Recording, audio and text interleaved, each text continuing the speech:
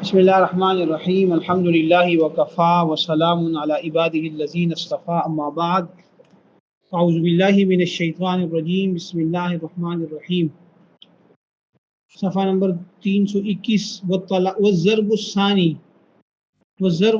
و طلاق کی دوسری قسم الکنایات کنایات ہیں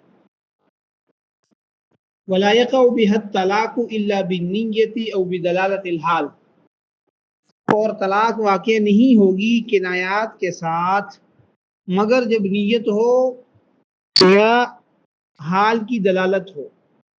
دلالت الحال کا معنی یہ ہے کہ جو سیاق و سباق ہے، جو بات چیت چل رہی ہے، اس میں اس کا تعین ہو کہ بھئی طلاق ہی دے رہا ہے۔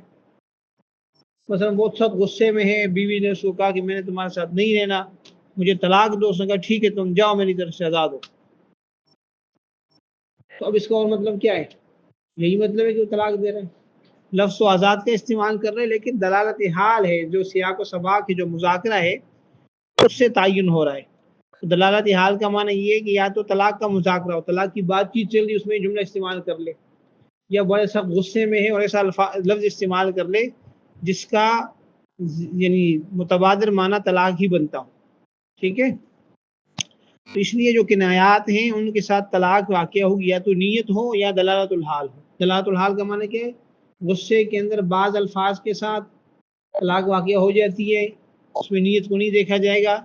اسی طرح اگر طلاق کا مذاکرہ چل رہا ہو تب بھی طلاق واقع ہو جائے گی۔ آگے مزید تفصیل بیان کریں گے، اس کو دیکھ لیتے ہیں۔ ٹھیک ہے، وہی اعلیٰ ضربین، اور یہ جو کنایات ہیں یہ بھی دو قسم پر ہیں۔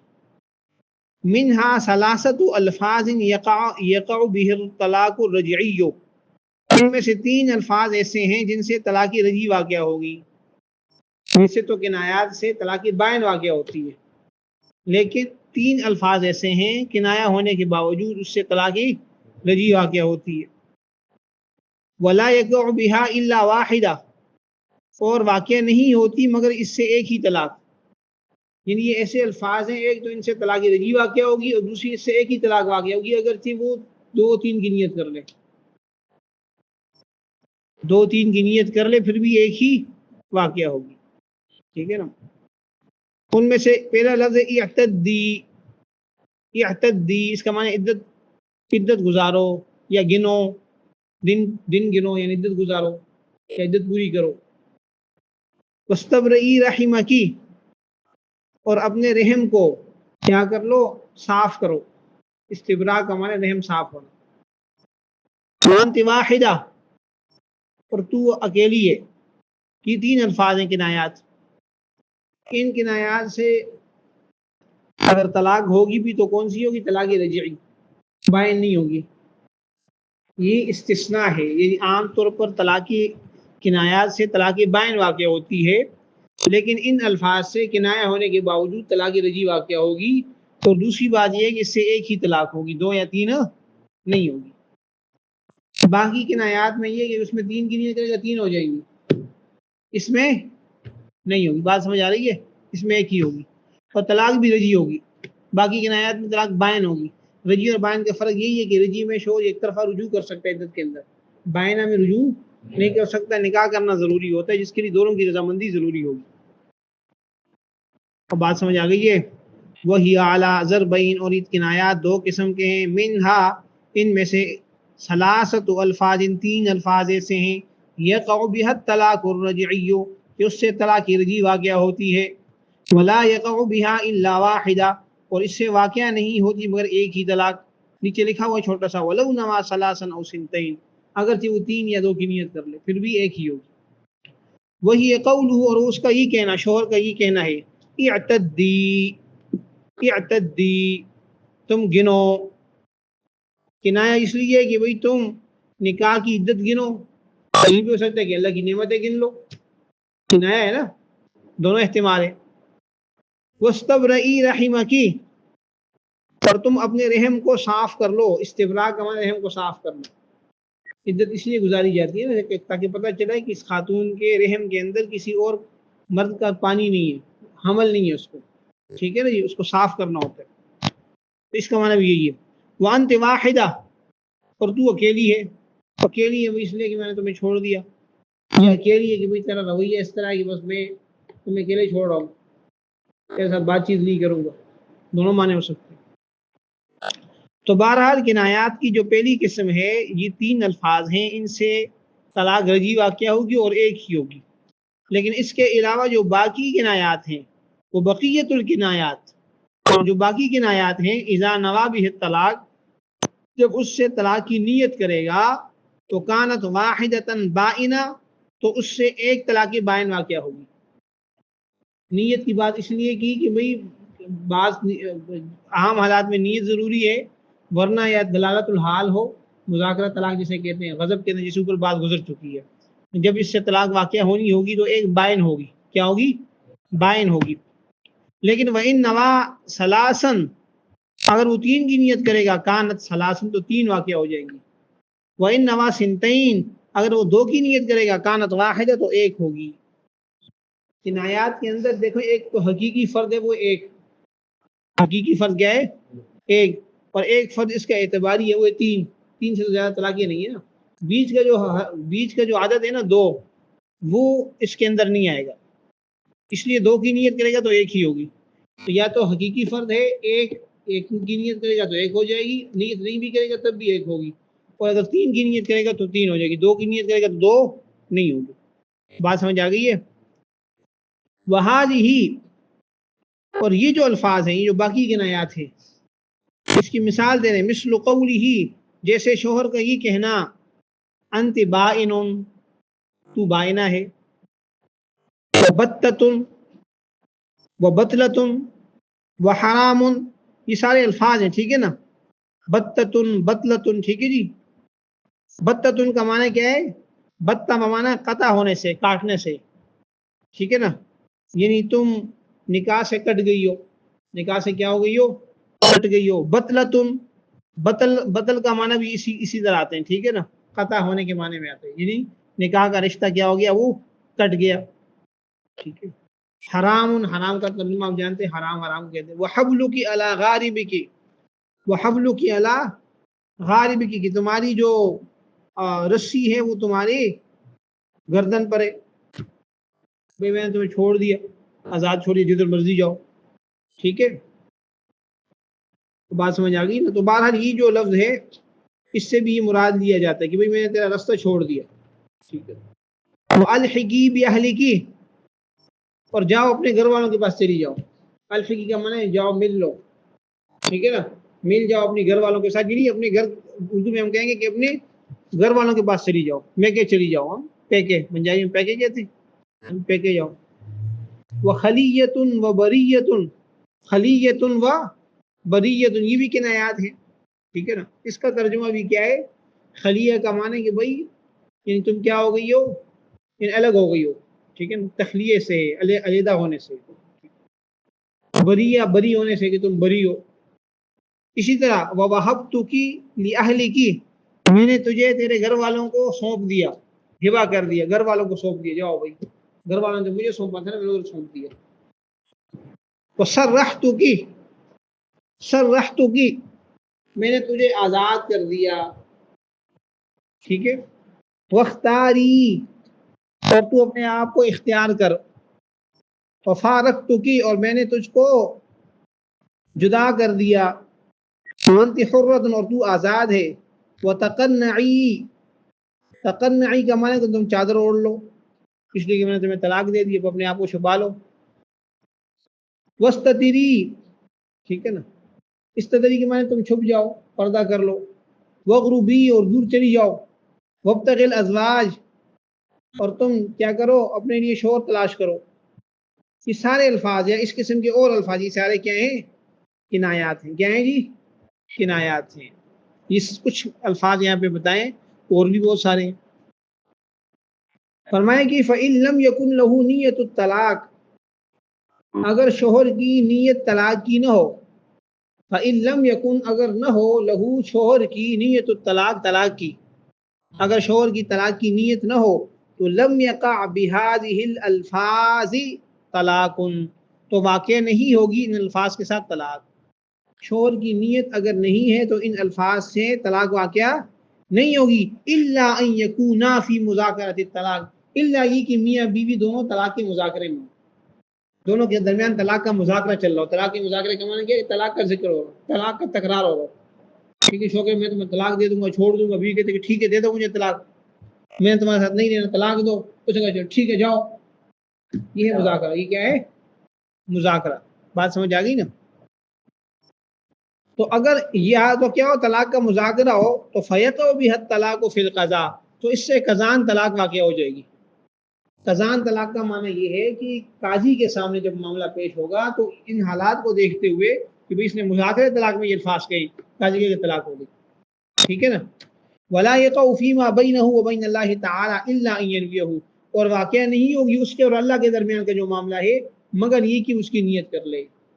بھئی دیکھیں نا، اگر شوہر نے طلاق کی نیت نہیں کی، طلاق کی نیت نہیں کی تو اصل تو یہ کہ طلاق واقعہ نہ ہو.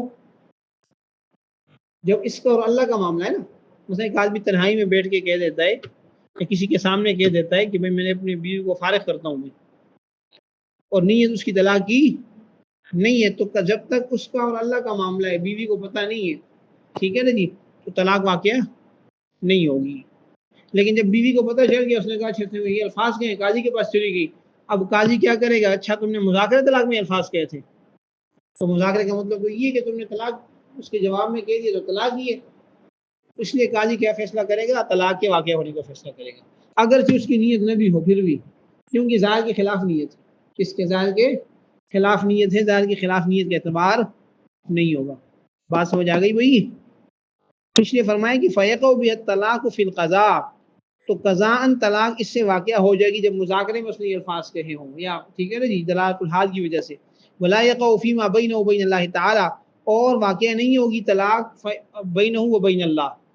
بینہ وبین اللہ اصطلاح ہے، اس کا ترجمہ کیا ہے؟ اس کے اور اللہ کا جو معاملہ ہے، اس کا جو اللہ کے ساتھ معاملہ، خود سمجھتا ہے نا کہ بھائی حلال ہے کہ حرام ہے، میں نے طلاق کی نیت نہیں کی تو گویا کہ حلال ہے. الا ان ینویہ، الا یہ کہ اس کی نیت کر لے. اگر وہ طلاق کی نیت کر لے تو پھر طلاق واقعہ ہو جائے گی. ٹھیک ہے نا؟ تو گویا کہ کنایات کے اندر جب طلاق کی نیت ہوگی تو طلاق واقع ہو جائے گی، طلاق واقع ہو جائے گی. اگر اس کی طلاق کی نیت نہیں ہے، طلاق کی نیت، تو طلاق واقع نہیں ہوگی. لیکن اگر یہ معاملہ قاضی کے پاس جاتا ہے اور اس نے یہ طلاق کی کنایہ الفاظ مذاکرہ طلاق میں کہے ہوں، دلالت الحال سے تعین ہو رہا ہو کہ اس نے طلاق ہی دی ہے، تو اگر اس کی نیت طلاق کی نہیں ہے پھر بھی قاضی طلاق کے واقع ہونے کا فیصلہ کرے گا. اس کا فائدہ کب ہوگا؟ اس کا فائدہ تبھی ہوگا کہ اس نے تنہائی میں کسی کے سامنے کہہ دیا، بیوی کو پتہ ہی نہیں ہے. تو جب بیوی کو پتہ ہی نہیں، قاضی کے سامنے جائے گی نہیں. اس کا اور اللہ کا معاملہ ہے، اس کو پتہ ہے کہ بھئی میں نے تو طلاق دی نہیں ہے، تو ویسے الفاظ زبان سے نکل گئے، یا ویسے میں نے ڈرانے دھمکانے کے لیے اس بندے کو سمجھانے کے لیے کہا کہ ایسے ہو جائے گا، بیوی کو پتہ نہیں چلا تو قاضی کے پاس بھی نہیں جائے گی. اس کو تسلی ہے کہ بھئی میں نے طلاق کی نیت نہیں کی، تو خاموش ہو جائے. باتیں کی وَإِن لَمْ يَكُونَا فِي مُذَاكَرَةِ الطَّلَاقِ، وَإِن لَمْ يَكُونَا، اگر وہ دونوں نہ ہو، یعنی میاں بیوی نہ ہو مذاکرہ طلاق کی حالت میں، یعنی طلاق کا مذاکرہ نہ چل رہا ہو، بلکہ وکانا فی غضب او خصومہ، بلکہ دونوں غصے میں ہوں یا دونوں میں جھگڑا چل رہا ہو.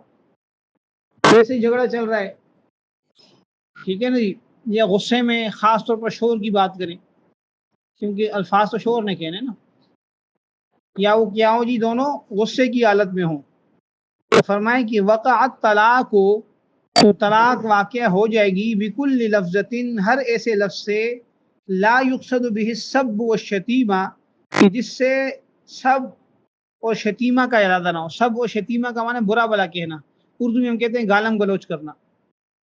بعض الفاظ تو ایسے ہیں جو گالم گلوچ کے لیے استعمال ہوتے ہیں نا، گالم گلوچ کے لیے استعمال ہوتے ہیں. اگر وہ اس غصے کی حالت میں استعمال کرتا ہے، ٹھیک ہے نا جی، یا جھگڑے کی حالت میں استعمال کرتے، تو اس کا مطلب کہ گالی دے رہا ہے. تو اگر کچھ الفاظ ایسے ہیں جو اس شور نے استعمال کیے جن میں کنایہ ہونے کا شبہ بھی ہے، لیکن ساتھ ساتھ اس کے اندر کیا ہے کہ وہ برا بلا کہنے کے لیے، گالم گلوچ کے لیے استعمال ہوتے ہیں، اور شور کی نیت بھی کیا ہو، گالم گلوچ ہی ہو. ٹھیک ہے نا جی، جن گالم گلوچ کی نیت کا مطلب یہی ہے کہ وہ ظاہری طور پر یہ معلوم ہو رہا ہے کہ گالم گلوچ کر رہا ہے، تو پھر کیا ہوگا؟ اس سے طلاق واقعہ نہیں ہوگا. ٹھیک ہے نا.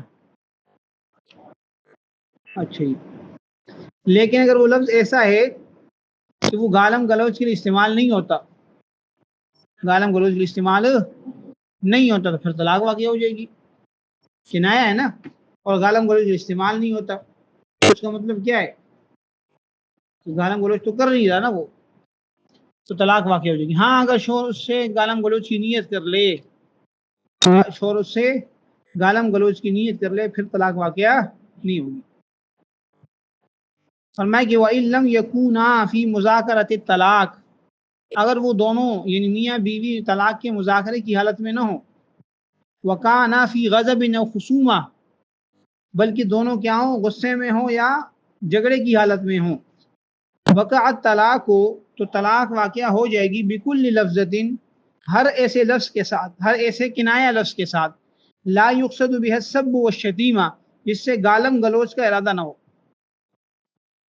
جس سے گالم گلوچ کا ارادہ نہ کیا جائے، یہ گالم گلوچ کے لیے استعمال نہ کیا جائے۔ لا یقصد کا معنی جس کا مقصد گالم گلوچ نہیں ہوتا۔ ولم یقع، اور طلاق واقع نہیں ہوگی، بما یقصد به السب والشتیمہ، ان الفاظ کے ساتھ جو گالم گلوچ کے لیے استعمال ہوں، وہ کنایات جو گالم گلوچ کے لیے استعمال ہوں، اگر وہ غضب میں یا مذاکرے یا اس میں خصومت میں استعمال کرے، اس سے طلاق واقع نہیں ہوگی، الا ان ینویہ، الا یہ کہ شوہر اس کی نیت کرے۔ تو یہ جو دو جملے ہیں یا دو سطریں ہیں، اس میں مسئلہ یہ بیان ہوا ہے کہ ایسے کنایات جو گالم گلوچ کے لیے استعمال ہوتے ہوں، گالم گلوچ کے لیے استعمال ہوتے ہوں، اگر شوہر غصے کی حالت میں، یا دوسری صورت کیا ہے کہ دونوں کیا ہوں، جھگڑے کی حالت میں، جھگڑے میں، غصے میں، اگر شوہر ایسے کنایات استعمال کرتا ہے جو گالم گلوچ کے لیے استعمال ہوں، اس سے طلاق واقع نہیں ہوگی۔ ہاں اگر شوہر نیت کر لے گا پھر ہو جائے گی، اور اگر الفاظ ایسے ہیں جو گالم گلوچ کے لیے استعمال نہیں ہوتے، کنایا الفاظ جو گالم گلوچ کے لیے استعمال ہو، تو پھر اس سے طلاق واقع ہو جائے گا۔ بات سمجھ آ گئی؟ ہم نے یہ دیکھنا ہے نا کہ بھئی یہ گالم گلوچ تو نہیں کر رہا، وہ گالم گلوچ کب ہوگی کہ جب وہ الفاظ بھی گالم گلوچ کے استعمال ہوں۔ اگر وہ الفاظ گالم گلوچ کے استعمال نہیں ہوتے تو دوسرا مقصد اس سے کیا ہے، طلاق ہو جائے گی۔ ٹھیک ہے، دوبارہ دیکھیں عبارت، وَإِن لَمْ يَكُونَا فِي مُذَاكَرَةِ الطَّلَاقِ، اگر وہ دونوں میاں بیوی طلاق کے مذاکرے کی حالت میں نہ ہوں، یعنی طلاق کا مذاکرہ دونوں میں نہ چل رہا ہو، وَكَانَا فِي غَضَبٍ أَوْ خُصُومَةٍ، بلکہ وہ دونوں غصے میں ہوں یا جھگڑے کی حالت میں ہوں، دونوں میں جھگڑا چل رہا ہو، وقعت طلاق ہو، تو طلاق واقع ہو جائے گی، بکل لفظتن، ہر ایسے کنایا لفظ کے ساتھ، یہاں پہ لفظ سے مراد کنایا لفظ ہے، عام ہر لفظ مراد نہیں ہے، لا یقصد به السب والشتیمہ، جس سے مقصد برا بلا کہنا نہ ہو، گالم گلوچ نہ ہو، تو گالم گلوچ نہیں تو دوسرا مقصد طلاق ہی ہے، وہ ہو جائے گی۔ ولم یقع بما یقصد به السب والشتیمہ، اور واقع نہیں ہوگی طلاق ان الفاظ کے ساتھ جس سے مقصد گالم گلوچ ہو، الا ان ینویہ، مگر یہ کہ شوہر اس کی نیت کر لے، اگر شوہر نیت کر لے گا تو اس میں احتمال ہے، لہذا طلاق ہو جائے گی۔ بات سمجھ آ گئی؟ مسئلہ ختم ہو گیا۔ اگلا مسئلہ، وَإِذَا وَصَفَ الطَّلَاقَ بِضَرْبٍ مِّنَ الزِّيَادَةِ كَانَ بَائِنًا، مثل أن يقول أنت طالق بائن، وأنت طالق أشد الطلاق، أو أفحش الطلاق، أو طلاق الشيطان، أو طلاق البدعة، أو كالجبل، أو ملء البيت۔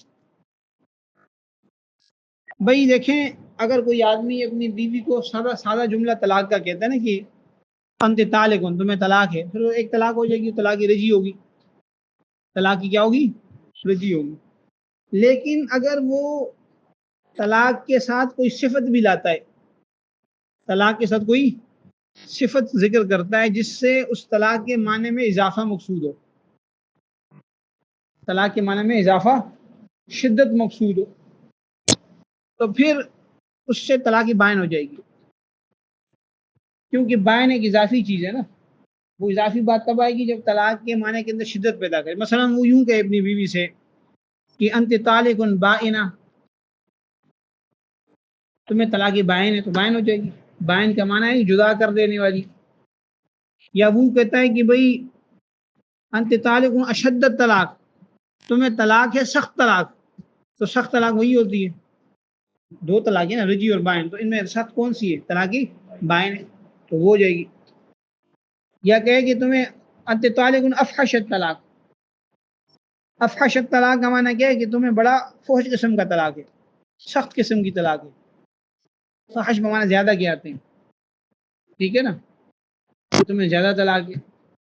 پھر تمہیں شیطان والی طلاق ہے، انت طالق طلاق الشیطان، انت طالق طلاق البدع، تمہیں بدعت والی طلاق ہے. پھر تمہیں طلاق ہے پہاڑ جتنی، تمہیں طلاق ہے کل جبل پہاڑ جتنی. کیا تمہیں طلاق ہے پورے کمرے بھر کر. اس قسم کے جملے استعمال ہوتے ہیں نا، ہر زبان میں الگ الگ جملے استعمال ہوتے ہیں، عربی میں اس طرح استعمال ہوتے ہیں. ٹھیک ہے نا جی.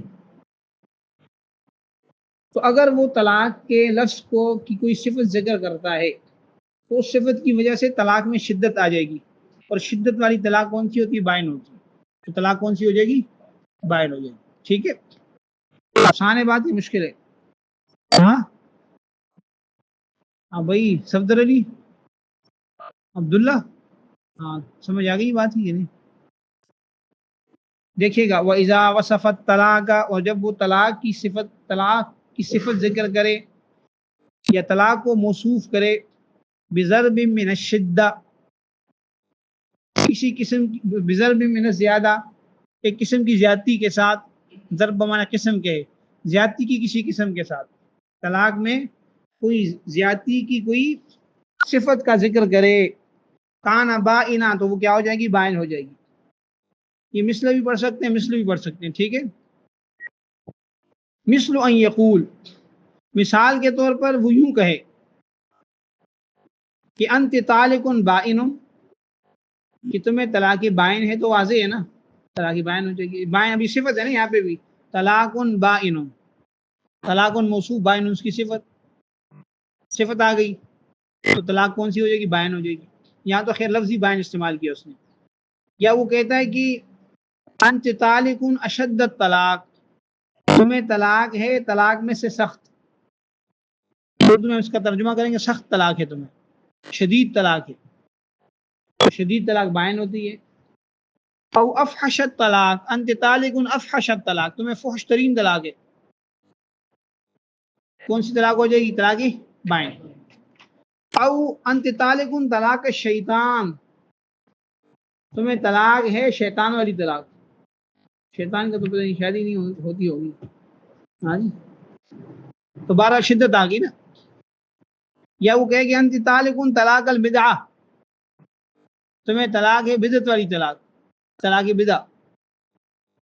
یا کل جبل، انت طالق کل جبل، تمہیں طلاق ہے پہاڑ جتنی، بڑی طلاق ہے، مقصد یہ نا. تو کون سی طلاق ہو گئی؟ طلاق بائن. او انت طالق ملء البیت، انت طالق کم ملء البیت، یعنی گھر جیسی بھری ہوئی، کمرہ بھر کے تمہیں طلاق، پورا کمرہ بھر کے تمہیں طلاق. ٹھیک ہے نا. تو اس قسم کی جو صفات لے کے آئے گا تو اس سے طلاق کون سی ہو جائے گی؟ بائن ہو جائے گی. اگلا مسئلہ، وَإِذَا أَضَافَ الطَّلَاقَ إِلَى جُمْلَتِهَا أَوْ إِلَى مَا يُعَبَّرُ بِهَا عَنِ الْجُمْلَةِ وَقَعَ الطَّلَاقُ مِثْلَ أَنْ يَقُولَ أَنْتَ طَالِقٌ أَوْ رَغْبَتُكِ طَالِقٌ أَوْ عُنُقِ طَالِقٌ أَوْ رُوحُكِ طَالِقٌ. یہ آگے میں خود ہی لگا رہا ہوں لیکن آپ کو سمجھانے کے لیے. ٹھیک ہے. أَوْ بَدَنُكِ، یعنی بدنُكِ طَالِقٌ، أَوْ جَسَدُكِ، او فرج کی، او وجہ کی. وکذالک اذا طلق جزءا شائعا منها، جزء شائع کا معنی کہ حصے کو، تیری آدھے حصے کو طلاق ہے. ٹھیک ہے نا، تیرے ثلث کو طلاق ہے، ربع کو طلاق ہے. ٹھیک ہے نا. مثل ان یقول، مثال کے طور پہ یوں کہے کہ نصف کی طالق او ثلث کی طالق، وَإِنْ قَالَ يَدُكِ أَوْ رِجْلُكِ طَالِقٌ لَمْ يَقَعْ الطَّلَاقُ. بھائی دیکھو مسئلہ بڑا اہم ہے. ایک تو یہ ہے کہ ایک آدمی اپنی بیوی سے براہ راست کہتا ہے کہ تمہیں طلاق ہے، یہ تو واضح ہے نا بات. اب وہ پورے جسم کے کسی حصے کو طلاق دیتا ہے، جسم کے کسی حصے کی طرف طلاق کی نسبت کرتا ہے، اور وہ جسم کا وہ جو حصہ ہے عام طور پر وہ بول کے پورا جسم مراد لیا جاتا ہے. تو اگر وہ جسم کے کسی ایسے حصے کا نام لے جو بول کر پورا جسم مراد لیا جاتا ہو، پھر تو طلاق ہو جائے گی. اور اگر جسم کے کسی حصے کا نام لیتا ہے جو بول کے کوئی پورا جسم مراد نہیں لیا جاتا، پھر طلاق نہیں ہوگی.